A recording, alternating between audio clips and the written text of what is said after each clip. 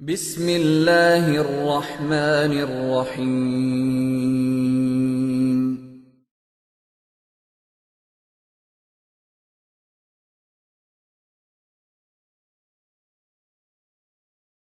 غیر مقلدین کا فقہ حنفی پر ایک اعتراض یہ ہے کہ احناف نے امامت کی شرائط میں سے ایک شرط یہ لگائی ہے کہ امام اس کو بناؤ جس کی بیوی خوبصورت ہے۔ در مختار باب الامامہ میں ہے ثم الاحسن زوجتن، امام ایسے شخص کو بناؤ کہ جس کی بیوی خوبصورت ہو۔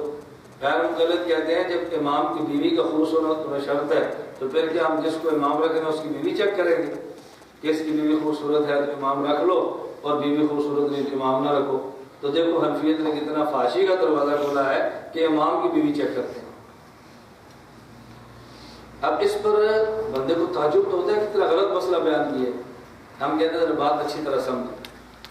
جواب نمبر 1، دیکھیں امام کا پاک دامن اور عفیف ہونا ہر کسی کے نزدیک پسندیدہ ہے۔ دنیا میں کوئی ایسا شخص نہیں ہے جو نماز کا قائل ہو اور امام کے پاک دامن ہونے کا قائل نہ ہو۔ ہر بندہ سمجھتا ہے کہ امام کو پاک دامن ہونا چاہیے۔ پاک دامن اور عفت کا ہر بندہ قائل ہے۔ اور پاک دامنی کس سے آتی ہے؟ نکاح سے۔ رسول اللہ صلی اللہ علیہ وسلم فرمایا فَإِنَّهُ أَغَضُّ لِلْبَصَرِ وَأَحْسَنُ لِلْفَرْجِ، اللہ کے نبی نے خطبہ دیا، فرمایا یا معاشر الشباب من استطاع منکم الباءۃ فلیتزوج، جس شخص کے اندر طاقت موجود ہو، خرچہ ہو، مکان ہو، کر سکتا ہو تو اس کو چاہیے کہ شادی کرے۔ کیوں؟ فَإِنَّهُ أَغَضُّ لِلْبَصَرِ وَأَحْسَنُ لِلْفَرْجِ، اس طریقے سے انسان کی آنکھوں کی بھی حفاظت ہوتی ہے اور انسان کی شرمگاہ کی بھی حفاظت ہوتی ہے۔ شرمگاہ بھی محفوظ رہتی ہے اور انسان کی آنکھ بھی محفوظ رہتی ہے۔ یہ رسول اللہ صلی اللہ علیہ وسلم نے ارشاد فرمایا۔ نفس نکاح یہ آنکھوں اور شرمگاہ کی حفاظت کا ذریعہ ہے، لیکن اگر نکاح میں عام بیوی کی بجائے خوبصورت بیوی ملے تو اس سے انسان پاک دامن زیادہ ہوتا ہے۔ وجہ کیا ہے؟ خود ابن عابدین علامہ شامی فرماتے ہیں لِأَنَّهُ غَالِبًا يَكُونُ أَحَبَّ إِلَيْهَا وَأَعَفَّ لِعَدْمِ تَعَلُّقِهِ بِغَيْرِهَا، اگر اس کی بیوی خوبصورت ہوئی تو یہ بیوی اس کے ساتھ پیار زیادہ کرے گا اور اس کا بیوی طرف میلان زیادہ ہوگا۔ بیوی کے خوبصورت ہونے کی وجہ سے باقی عورتوں سے اس کے تعلقات نہیں ہوں گے یا کم ہوں گے۔ نفس نکاح آنکھوں کی حفاظت اور پاک دامنی کا ذریعہ ہے، اور نکاح ایسی عورت سے جو خوبصورت ہو یہ مزید بیوی کی طرف میلان کا سبب ہے، اور بیوی کی طرف میلان انسان کی پاک دامنی کا سبب ہے۔ اس لیے امام کی بیوی کا خوبصورت ہونا یہ کوئی عیب کی چیز نہیں ہے، بلکہ پاک دامنی کے لیے زیادہ مفید ہے۔ اس میں تو کوئی دوسری رائے ہے ہی نہیں۔ نمبر یہ بات سمجھ آ گئی؟ یہ صرف اس پہ سمجھیں۔ دوسرا جواب، امام کے لیے حدیث مبارک میں ایک لفظ آیا ہے ان سرکم ان تقبل صلاتکم فلیؤمکم خیارکم، اگر تم یہ چاہتے ہو کہ تمہاری نماز اللہ کے ہاں قبول ہو جائے تو امام ایسا شخص رکھو جو تم میں سب سے بہتر ہو۔ کیوں؟ فَإِنَّهُمْ وَفُودُكُمْ فِي مَا بَيْنَكُمْ وَبَيْنَ رَبِّكُمْ عَزَّ وَجَلَّ، اس لیے امام تمہارے اور تمہارے رب کے درمیان نمائندہ ہے۔ امام تمہارا نمائندہ ہے تمہارے رب کے لیے، تو جتنا امام اچھا ہوگا اتنی جلدی تمہاری نماز زیادہ قبول ہوگی۔ نمائندہ اچھا ہو تو لوگ بات جلدی مانتے ہیں۔ یہ رسول اللہ صلی اللہ علیہ وسلم نے فرمایا اگر تمہیں پسند ہے کہ تمہاری نماز قبول ہو تو امام تمہیں اچھا رکھنا چاہیے۔ لفظ استعمال فرمایا خیارکم، اور یہ خیار کون ہوتا ہے؟ جامع ترمذی ابواب الرضا میں روایت موجود ہے، المعجم الکبیر طبرانی میں روایت موجود ہے، مشکات المصابیح میں روایت موجود ہے۔ رسول اللہ صلی اللہ علیہ وسلم نے فرمایا خیارکم خیارکم لنسائہم، جو تم میں سے بیوی کے حق میں بہتر ہے وہ تم میں سے سب سے بہتر ہے۔ تو رسول اللہ صلی اللہ علیہ وسلم نے خیار الناس کسے فرمایا؟ جو خیار النساء۔ اور خیار النساء کون ہوتا ہے؟ جس آدمی کی بیوی کی سیرت بھی اچھی ہو اور جس کی بیوی کی صورت بھی اچھی ہو۔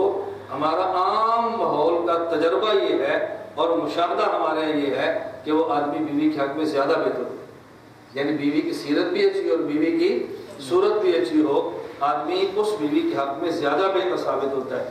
تو بیوی کا خوبصورت کے ساتھ خوبصورت ہونا یہ آدمی کے خیار ہونے کا سبب ہے، اور امام کا خیار ہونا یہ نماز کی جلدی قبولیت کا سبب ہے، اس لیے اگر بیوی کی خوبصورت ہونے کی شرط بڑھائی ہے تو یہ کوئی قباحت کی بات نہیں، غلط بات تو نہیں۔ خود رسول اللہ صلی اللہ علیہ وسلم نے فرمایا، جب یہ فرمایا نا کہ بیوی بہتر کون سی ہوتی ہے، اس لیے رسول اللہ صلی اللہ علیہ وسلم نے کچھ باتیں ارشاد فرمائی۔ اللہ کے نبی نے فرمایا خیر النساء امرأۃ، بہترین عورت وہ ہے ان نظرت ان رأیتها سرتک، اگر تم اس کو دیکھو تو تمہیں خوش کر دے، وَإِنْ أَمَرْتَهَا أَطَاعَتْكَ، اگر تم حکم دو تمہاری بات مانے، وَإِنْ غِبْتَ عَنْهَا حَفِظَتْ فِي نَفْسِهَا وَمَالِكَ، اگر جب تم اوگماکار لفظ اس سے ملتے جلتے ہوں گے، اور اگر تم گھر میں موجود نہ ہو وہ اپنی عزت کا بھی خیال کرے، تمہارے گھر کا مال کا بھی خیال کرے۔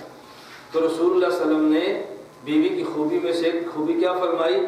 ان رأیتها سرت کا، جب تم دیکھو تمہیں خوش کرے۔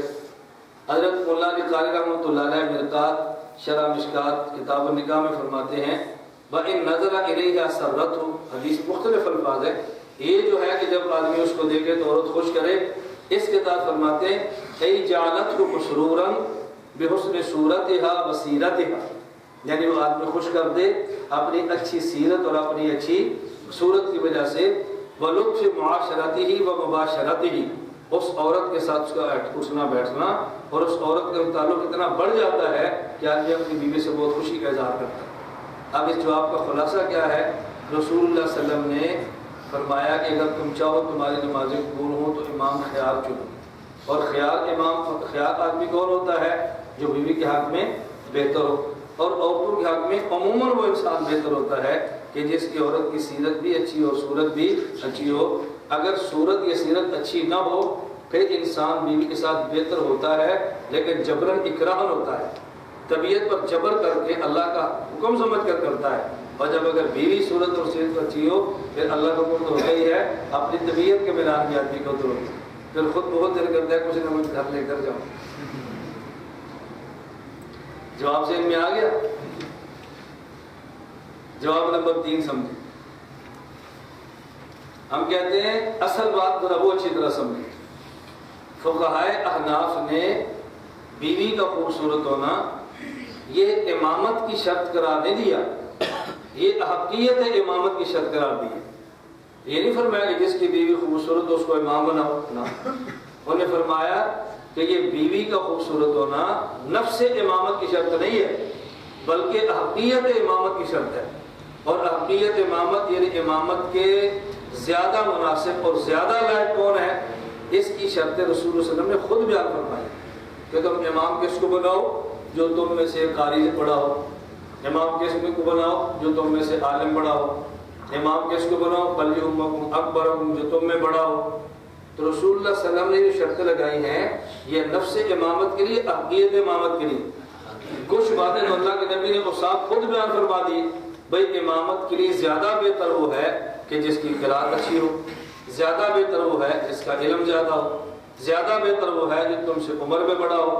تو کچھ وصف اللہ کے نبی نے بیان فرمائے ہیں، ان اوصاف پر قیاس کرتے ہوئے کچھ اوصاف فقہا نے بیان فرما دیے ہیں، علم میں بھی برابر ہو، قرات میں برابر ہو، عمر میں برابر ہو، خاندان میں برابر ہو، پیشہ ایک جیسا ہو، اگر ان سب چیزیں مساوی ہو تو کچھ اوصاف فقہا نے بیان فرما دیے، اور قیاس کی بنیاد پر بعض اوصاف کا تذکرہ یہ کوئی ناجائز نہیں ہے، قیاس مستقل دلیل شرعی ہے، اس لیے اس میں کوئی کلام کی بات نہیں۔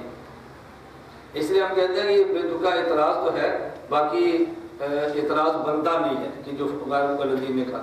میں آپ کی خدمت میں گزارش کیا اگر تو آپ کو یاد ہوگا، میں کہتا ہوں کہ یہ وہ جواب آتا ہے جو علمی ہے، عام طبیعت اس کو قبول بھی نہیں کرتی اور عام ذہن اس کو جلدی سمجھتا بھی نہیں، طباع جلدی قبول نہیں کرتی اور دماغ جلدی سمجھتا نہیں ہے۔ اس لیے جب عوام میں بیان کرے اور عوام میں جواب دیں اس وقت جواب ایسا دیا کرے کہ جو عوامی مزاج جلدی قبول کرتا ہو، اس کا بہت خیال دیا۔ یہ تو چونکہ ہماری درسگاہ ہے نا، سب علماء بیٹھے ہیں، اس لیے میں آپ کے سامنے سارے علمی جوابات پیش کروں، ورنہ موقع پر جب عوام بیٹھی ہو پھر زیادہ علمی جواب دینے کے بجائے ایسا جواب دیں جو ان کی سطح کے مطابق ہو اور ان کے دماغ کو قبول بھی کرتا ہو۔ اس پر میں نے سنایا تھا، شاید آپ کو یاد ہوگا، سیالکوٹ ایک جگہ میرا بیان تھا، اس بیان میں ایک غیر مقلد نے چھٹ دی کہ جی حنفیوں کی فقہ میں لکھا ہوا ہے امام اس کو بناؤ جس کی جس کی بیوی خوبصورت ہو. ہاں ایک درمیان میں بات سن لو کہ بات پر رہ نہ جائے. غیر مقلدین کے اشکال کیا تھا کہ جب امام کی بیوی کا خوبصورت ہونا تم نے شرط قرار دیا ہے تو پھر کہ ہم امام کی بیوی چیک کیا کریں گے, یہ اشکال تھا. خود علامہ شامی رحمہ اللہ لکھتے ہیں کہ یہ اعتراض بڑا فضول ہے. کیوں؟ وَهَذَا مِمَّا يُعْلَمُ بَيْنَ الْأَصْحَابِ أَوِ الْأَرْحَامِ أَوِ الْجِيرَانِ. اس کے لیے ضرورت دیکھنے کی نہیں ہے, اس لیے کہ اس کا عموماً پتہ گھر والوں سے چل جاتا ہے, محلے کی عورتوں سے پتہ چل جاتا ہے. یہ کوئی ایسی ضرورت ہے جس کے خود دیکھنا پڑے. اذ لیس المراد ان یذکر کل منہم اوصاف زوجته حتی یعلم من هو احسن زوجۃ. اس کے لیے ضروری کہ امام خود بتائے کہ میری بیوی ایسی ہے تاکہ پتہ چلے کہ اس کی بیوی بڑی خوبصورت ہے. اس کا عموماً علاقے سے پتہ چل ہی جاتا ہے. یہ بالکل ایسی ہے کہ جیسے نکاح کرنا ہو تو پھر آدمی دیکھتا ہے کہ بیوی کیسی ہو, خود جا کر نہیں دیکھتا, عورتوں سے پتہ کرا لیتا ہے کہ بیوی کیسی ہے. ہوتا ہے کہ نہیں؟ تو عورتوں سے ہی پتہ چل جاتا ہے جس کے لیے ضرورت نہیں ہوتی بتانے. کبھی عورتوں سے ہی پتہ چلتا ہے, کبھی خاندان کے ذریعے پتہ چل جاتا ہے. ایسے ہے کہ نہیں؟ چلو خیر, میں بتا ہی رہا تھا کہ عوام کی سطح کے مطابق آپ جواب کیسے دیں, یہ ذرا ذہن میں رکھیں. تو مجھے انہوں نے ایک غیر مقلد نے سیالکوٹ جلسے میں چٹ پیش کی کہ فقہ حنفی میں لکھا ہے امام اس کو بناؤ جس کی بیوی خوبصورت ہو. تو یہ عجیب شرط ہے, ہم امام کی بیوی چیک کیا کریں. میں نے ان سے کہا دیکھو بات سمجھو, حضرت امام اعظم ابو حنیفہ رحمۃ اللہ علیہ عالم بھی تھے اور ولی بھی تھے اور صاحب کشف تھے. ہمارے امام کو کشف ہوا کہ کچھ عرصہ بعد ایک فتنہ پیدا ہوگا جو عورتیں دیکھ کے غیر مقلد کریں گے. تو امام صاحب نے فرمایا کہ امام کی اپنی بیوی خوبصورت ہونی چاہیے تاکہ خوبصورت بیوی کی وجہ سے مذہب نہ تبدیل کر. یہ شرط تمہارے شر سے بچنے کے لیے رکھی ہے. اگر تم کہتے ہو بات غلط ہے تو میں تمہیں خود بتا دوں تم نے کس کس کو بیوی دے کر غیر مقلد کی. ہمارے علم میں ایسے حضرات موجود ہیں کہ جن کو آپ نے, جب وہ حنفی تھے تو ان کی ایک بیوی تھی اور آپ کی طرف گئے تو ان کی دو ہو گئی. ویسے لوگ موجود تھے. تو یہ امام صاحب اس بنیاد پر دی ہے تاکہ اپنی بیوی خوبصورت ہوگی تو پھر کسی خوبصورت اور کو مذہب تبدیل کرنے کے لیے تیار نہیں ہو. اب دیکھو نا, یہ بات عوام کے ذہن میں آ جاتی ہے اور بہت جلدی اس کو قبول بھی کرتے ہیں اور آئندہ پکچر دیکھنے کی ہمت بھی نہیں ہوتی. میرا ایک جگہ بیان تھا وہاں جدہ میں, تو وہاں ایک ڈاکٹر صاحب تشریف لائے تو انہوں نے کہا جی ہمارے پاس ایک فلاں غیر مقلد ہے, بہت تنگ کرتا ہے اور بیشتی زیور پر بہت اعتراض کرتا ہے. وہ کہتا ہے بیشتی زیور ہے کہ سیکسی زیور ہے, اور اس نے اعتراض کیا. میں نے کہا اعتراض کیا کیا؟ کہتا ہے یہ بیشتی زیور میں لکھا ہوا ہے کہ جب عورت جائے کسی ڈاکٹر عورت کے پاس چیک اپ کرانے کے لیے, وہ اپنی انگلی اس کی شرمگاہ میں داخل کرے اور پھر باہر نکالے. رطوبت لگی ہو تو روزہ ٹوٹ جاتا ہے, نہ لگی ہو تو نہیں ٹوٹتا. تو دیکھو کتنا گندا ہی مذہب ہے. میں نے ان سے کہا ڈاکٹر صاحب آپ کے شہر میں 2-2.5 فٹ لمبا ڈنڈا اور 2 انچ موٹا مل جاتا ہے؟ تو اس نے کہا جی مل جاتا ہے. میں نے کہا اپنے پاس رکھ بھی سکتے ہیں؟ اس نے کہا رکھ بھی سکتے ہیں. میں نے کہا پھر تو مسئلہ ہی حل ہے. اب جب آئے نا آپ نے ڈنڈا رکھ لینا ہے اور اسے کہنا کہ میں نے آپ کی یہ کتاب دیکھی ہے غیر مقلدین کی ہدیۃ المادی, اور اس میں ایک مسئلہ لکھا ہوا ہے, مجھے سمجھ نہیں آیا تو میں چاہتا ہوں مجھے آپ سمجھا دیں. اس میں مسئلہ یہ لکھا ہوا ہے کہ اگر کسی آدمی نے لو ادخل خشبۃ فی دبرها فاخرج, اگر لو ادخل خشبۃ فی دبرہ, اگر کسی شخص نے ڈنڈا لیا اور اپنی پیٹ میں داخل کر دیا اور پھر اس نے نکالا تو اسے روزہ نہیں ٹوٹے. تو اس نے کہنا بھی انگلی کا مسئلہ تو ہمیں سمجھ آتا ہے, ڈنڈے کا نہیں سمجھ آ رہا. یہ پردے کے پیچھے کھڑا پر یہ بتا کہ ڈنڈا جاتا کیسے. مجھے اس ڈاکٹر صاحب نے بتایا کہ مولانا صاحب یقین کریں جب سے میں نے یہ بات کی ہے دوبارہ میرے پاس وہ نہیں ہے. وہ ڈاکٹر صاحب مجھے مستقل ماہانہ فنڈ دے رہے ہیں, 4 سال ہو گئے, 4 سال سے ماہانہ فنڈ دیتے ہیں. جتنا ان کی مدد تھوڑا بہت 4 سال سے وہ دے رہے ہیں. اب دیکھو نا کہ بعض ایسی چیزیں ہوتی ہیں کہ وہ آدمی کے فہم کے مطابق ہے نا, بندے کو بات جلدی سمجھ آتی ہے. ہر جگہ پر یہ دلائل کے ساتھ بات نہیں ہوتی, بندے کی عقل کو دیکھ کر بات کریں تو پھر بات جلدی سمجھ آ جاتی ہے.